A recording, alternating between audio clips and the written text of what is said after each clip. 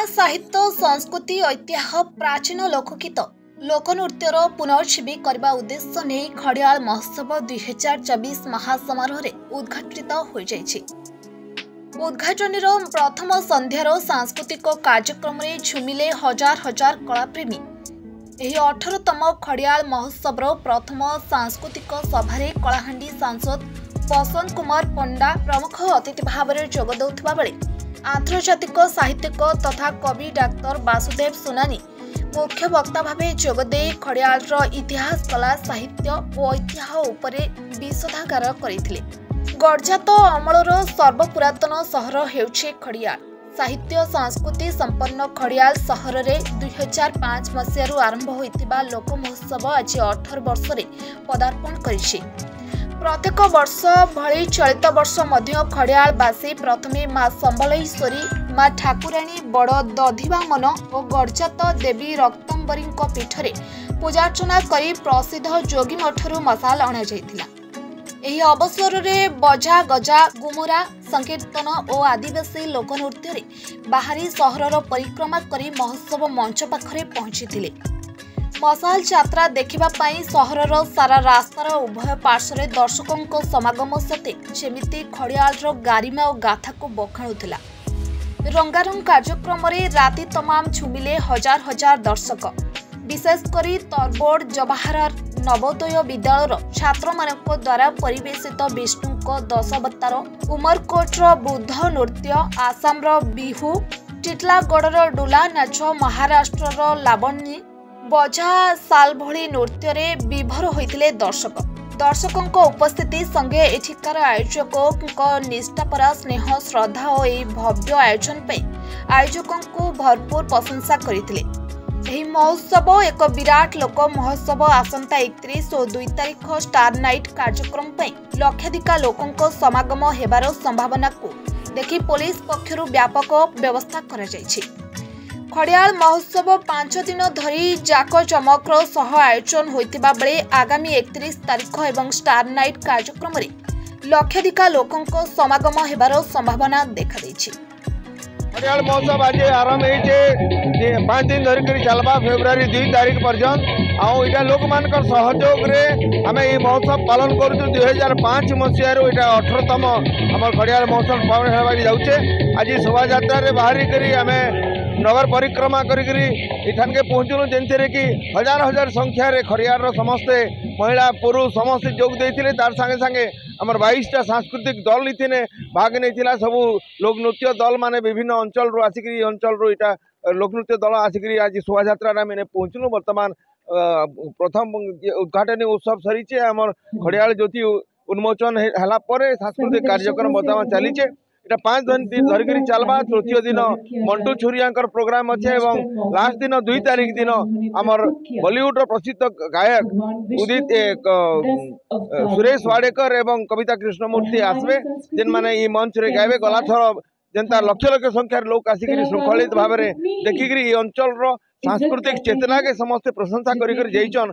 सारा भारत रे महोत्सव ना उड़ुचे सेंती जनसाधारण सहयोग रे आमे आशा करूचु कि महोत्सव ई वर्ष आहुरी भल भाव में हेबा एवं समस्ते इथिरे खुशी उपभोग करबार संगे संगे विभिन्न प्रकार सांस्कृतिक परंपरा एटा सब के बजाय रखबार विभिन्न कार्यक्रम रहिছে सेथिरे समस्ते भाग नेमारे बोल कि मैं आशा करूछे। संस्कृति परंपरा ऐतिह्य एवं लोकनृत्य लोकवाद्य लोकगीत लोकसंगीत को बंचेक रखबार एक सुंदर मंच जहाँकि 18 वर्ष धरिक निरंतर तार कार्यकलाप माध्यम रे खड़ियाल अंचल लोकों को आनंदित करुछे, पुलकित करुछे, उल्लसित करुछे, प्रेरित करुछे निजर अंचल अतीतर महान गुणावली को बंचेक रखबा पाई। निश्चित रूप रे कर्मयोगी आयोजक मंडली माननकु एवं तांकर सभापति को समस्त को मुझे धन्यवाद दूचे। ज्येष्ठ श्रेष्ठ वरिष्ठ गण्यमान्य वरेण्य विभिन्न साहित्यिक विभिन्न लेखक विद्वत परिषद समस्ते आसिकरी इन श्रोता मंडली भाव में उपस्थित रोचन। तांकर सामने आमके 2 शब्द कथा रखबार सुजोग मिलूचे। संवर्धित होचु, सम्मानित होचु। ये माटी को मुझे प्रणाम करुचे। ये माटीर समस्त माँ भौणी आबाल बुद्ध बनिता धन्यवाद दौचे माँ माणेश्वरी, माँ लंकेश्वरी, माँ समलेश्वरी, माँ रक्तांबरी को जुहार करुचे एवं जगतर नाथ जगन्नाथ समस्तंकर चलापथ को पुष्पित करंतु, पल्लवित करंतु। ये अंचल धनधान्य परिपूर्ण होउठु, आनंद उल्लास समस्ते आगे चलंतु, सत्पथरे सद्मार्गरे सद्विचार सांगरे एवं कला संस्कृति को वृद्धिमंत करंतु। ए प्रकार प्रार्थना करुछि परमपिता परमात्मा पाखरे। मो ना इंद्रनील नायक, मु बीएमसी स्कूल जवाहर नवोदय विद्यालय तरबोडू आसी। आम ये विष्णु दश अवतार गाना परफॉर्म कलु। ये आसिक आमको भल लगला।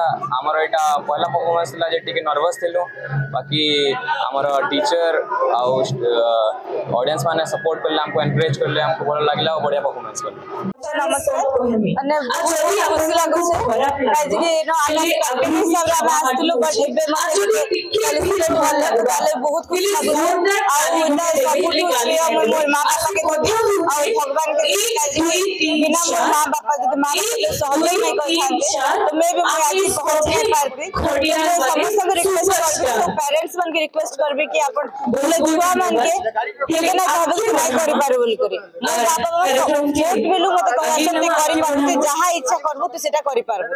तो मैं पेरेंट्स से कहबी कि अपन प्रोत्साहित करन, काहे अपन प्रोत्साहन रे से ताकत अछि जहां भगवान भी नहीं करि पारे। तो सबको फर्स्ट पेरेंट्स अपन ताकि अप्रिशिएट करन और स्टूडेंट्स को कहबी कि अपन को सबुठु बड़ धर्म हैला अपन पढ़ा।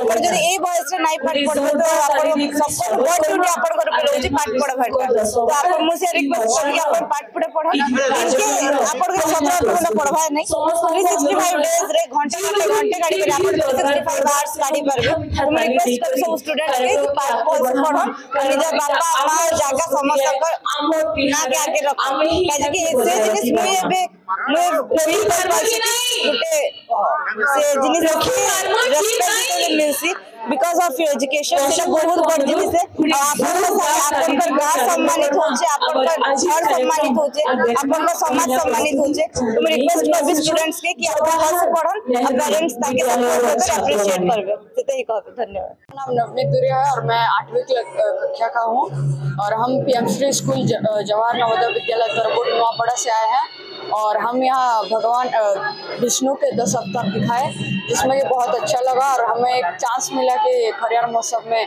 पार्टिसिपेट कर सके और यहाँ अच्छा लगा और बहुत भीड़ भी था। ऑडियंस के साथ सपोर्ट किए, ताली बजाकर और चिल्ला के और बहुत अच्छे से सपोर्ट किए। नुआपड़ा जिल्लारू हरराम करुआ, ओडिशा संकेत।